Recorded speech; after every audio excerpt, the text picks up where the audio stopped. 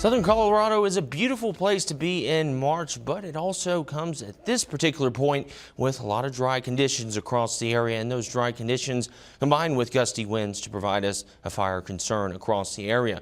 We'll touch on that in just a moment. Let's take a look outside at our KKTV studios, brought to you by Cornerstone Roofing and Gutter, where you'll find temperatures at 55 degrees. However, wind gusts over 40 miles per hour. And those have continued throughout the morning here at the studio and around Southern Colorado. We are alerting you first to a few changes throughout the forecast today and through the rest of the week, starting with that critical fire danger, which will be present through the afternoon and early evening of tonight on your Tuesday. And then we have a snow and rain opportunity this evening, which won't provide much in terms of accumulation here in Southern Colorado, but it will at least mitigate some of that fire concern. And then finally, a dry rest of the work week does appear to be on tap after today. But we do have quite a bit of weather to get through on your Tuesday before we get to that dry end of the work week. As of now, your Doppler radar shows that Southern Colorado is calm and clear of showers right now, but it's keeping us dry and providing that opportunity for the fire danger to linger as long as these showers remain over in western Colorado. Here's what wind gusts will look like across the area at the current moment, and then we'll take a look at what they'll do through the rest of the evening momentarily. As of now, though, we're seeing a 60-mile-per-hour wind gust reading there, and through the past few minutes, we've seen several areas top 50. So the wind gusts are there, and they're concerning, and those will be present throughout the rest of today.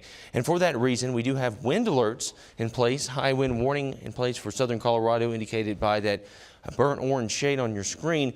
So even if we didn't have the fire danger, this is in place due to damaging winds. So we have damaging winds by themselves, and then we also have the fire concern on top of that as well. Red flag warnings in place. That's also in addition to the high wind warning. This red flag warning is in place specifically for the 60 to 70 mile per hour wind gusts that coincide with the dry conditions. Here is what those winds will do, as I mentioned moments ago. This is around 8 o'clock p.m. this evening on your Tuesday, and the purple shade on your screen indicates that those strong and dangerous wind gusts will be here overnight into your Wednesday as well. But like I mentioned, luckily overnight we add in some moisture, so we'll have the damaging wind opportunity, but we at least knock off one of the two dangers in our weather today by dropping in some moisture and mitigating the fire concern. Here's what it'll look like over the next few hours, starting with 2 o'clock p.m. now into 7 to 8 o'clock this evening. You start to see some moisture arrive from the north.